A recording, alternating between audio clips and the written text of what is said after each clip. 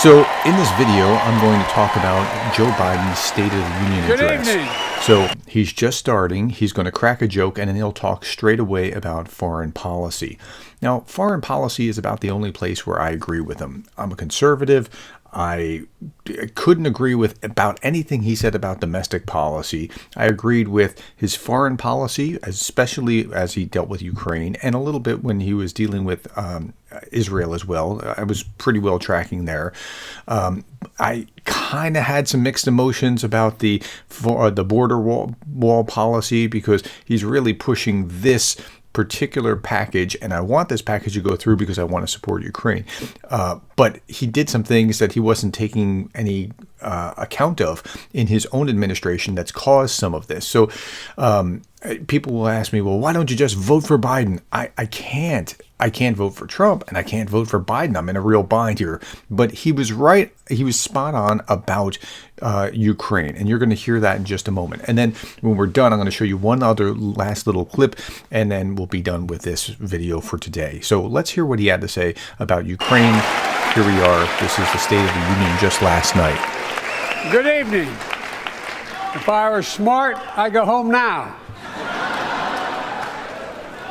And that's a good line, actually. I mean, you got a laugh line from both sides of the aisle, especially the Republicans over here who were cheering, giving a standing ovation for that. Mr. Speaker, Madam Vice President, members of Congress, my fellow Americans, in January 1941, Franklin Roosevelt came to this chamber to speak to the nation, and he said, "I address you at a moment unprecedented in the history of the Union. Hitler was on the march. War was raging in Europe. President Roosevelt's purpose was to wake up Congress and alert the American people that this was no ordinary time. Freedom and democracy were under assault in the world. Tonight, I come to this same chamber to address the nation. Now, it's we who face an unprecedented moment in the history of the Union. And yes, my purpose tonight is to wake up the Congress and alert the American people that this is no ordinary moment either." Now, let's pause there. That was a really good introduction. I'll give him credit for that. He really did do a good job by tying what happened with FDR back in the 40s or late 30s, early 40s to the present moment. Good job, Joe. Not since President Lincoln and the Civil War have freedom and democracy been under assault at home as they are today. What makes our moment rare is that freedom and democracy are under attack both at home and overseas at the very same time. Overseas, Putin of Russia is on the march, invading Ukraine and sowing chaos throughout Europe and beyond. If anybody in this room thinks Putin will stop at Ukraine, I assure you he will not. Okay, so that's good. It's forceful. He's clear. And that's one of the things that early on was plaguing him. Where, well, we don't know. Putin might take something. We hope he doesn't do anything. But then he, over time, became more and more clear and forceful about that. I wish he would say that our strategic goal is the defeat of Russia in Ukraine, rather than for as long as it takes or something nebulous. But he's getting better. I'm not taking anything away from him.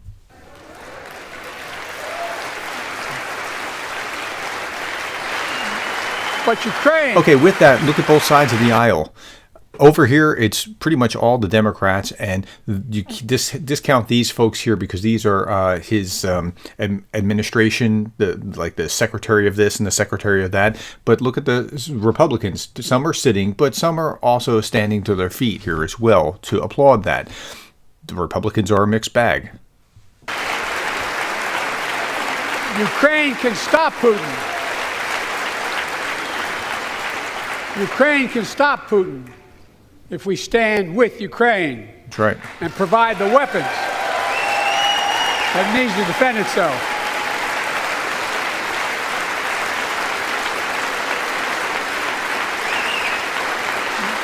That is all. That is all Ukraine is asking. They're not asking for American soldiers. In fact, there are no American soldiers at war in Ukraine, and I'm determined to keep it that way. But now, Okay, and that's going to resonate because nobody on either side is saying send American troops to Ukraine. So it's good. He's doing fine here so far.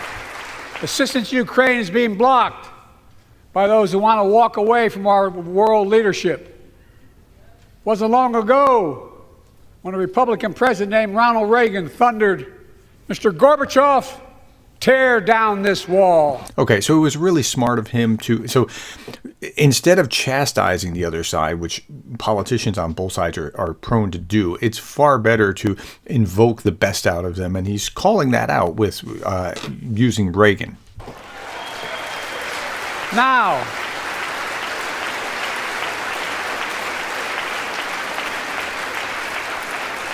my predecessor, a former Republican president, tells Putin, quote, "Do whatever the hell you want." Okay, Trump shouldn't have said that. That's terrible. But this is doing the opposite of what he was doing by calling out the best of them with Reagan. But he's right. Trump should never have said that. That's a quote. A former president actually said that, bowing down to a Russian leader. I think it's outrageous, it's dangerous, and it's unacceptable. Okay, so as much goodwill as he might have gotten for the Reagan, he got as much bad will, including some booing, which they shouldn't be doing to the president while he's on the stage, including some booing from the Republican side.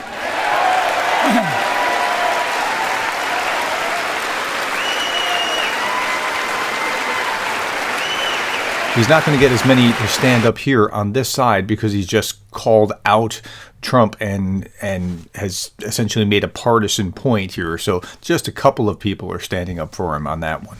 America is a founding member of NATO, the military alliance of democratic nations created after World War II to prevent war and keep the peace. And today, we've made NATO stronger than ever. We welcomed Finland to the alliance last year.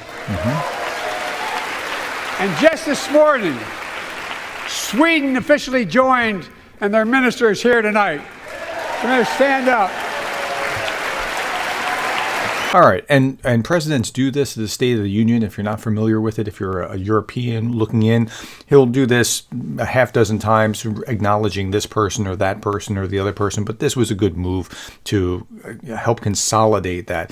Nobody's really upset on either side of the aisle about welcoming Finland into NATO. Welcome. Welcome, welcome, welcome. Oh, I'm sorry, welcoming Sweden into NATO. I misspoke. Nobody's upset. Well, nobody's upset about either, but okay. And they know how to fight. Mr. Prime Minister, welcome to NATO, the strongest military alliance the world has ever seen. I say this to Congress, we have to stand up to Putin. That's right. Send me a bipartisan national security bill. History is literally watching. History is watching. The United States walks away, it will put Ukraine at risk. Europe is at risk. The free world will be at risk, emboldening others to do what they wish to do us harm. My message to President Putin, who I've known for a long time, is simple.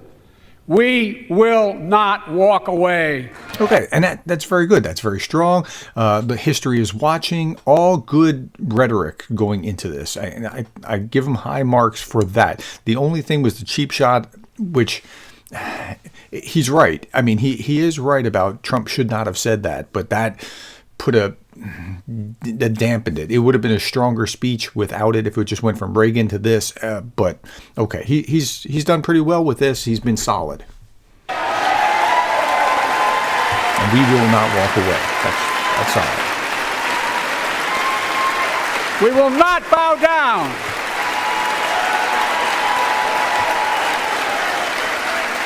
I will not bow down. In a literal sense, history is watching. History is watching. Just like history watched 3 years ago on January 6th. Okay, now that's where he started taking a wrong turn and started getting partisan, and he kind of lost all Republicans in that point. And from that point on, it was just one domestic issue after another that I was just like, this is painful to watch. Okay, so at any rate, at the very end, he actually made a few platitudes about being American and what it means, and that was also good as well. But there was a lot from that point forward that was like, okay, really. Anyway, so that's me as a Republican trying to understand what's going on. But I support Ukraine, and the foreign policy side here with what he said about Ukraine was very well done. Last little bit, saw this video where he's walking into the chamber and sees Marjorie Taylor Greene, and I don't know who's more uncomfortable with this. Marjorie Taylor Greene would at some point yell out something. I couldn't quite figure out what she was saying, but and you don't do that. That's not cool. That is breaking decor. Even apparently Speaker Johnson had a meeting with his caucus saying, look, the word for the day is decor. Please don't do that. But she did this anyway. I talked about this yesterday, but I want you to think about this. Look for who is surrounding Trump as we move forward. Who are his advisors? Who does he select? If he selects somebody like that as his vice president, that's going to be a very different thing than if he selects Tim Scott or someone like that. Just look for that as we move forward, because that will tell you a lot about what's to come. Okay. That's all that I have for now. Tell me what you thought about this, whether it was Biden's words or my commentary. Just don't curse all Republicans and all Republicans are evil. That's not going to get you anywhere. What you want to do is help everyone who wants to help Ukraine help Ukraine. That's what you want to do. Okay, thank you for the time, the likes, the shares, the subscribes, and thank you for being the kind of person that cares about Ukraine.